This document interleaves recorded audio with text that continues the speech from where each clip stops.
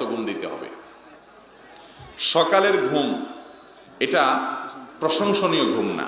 অসুস্থ মানুষ, রাতভর কোনো কারণে কাজ করতে হয়েছে, তিনি ঘুমাবেন ভিন্ন কথা, কিন্তু আমরা বেশিরভাগ মানুষ এখন অভ্যস্ত হলাম যে সকালের ঘুম তো যাইতেই হবে, ঠিক না বেঠিক?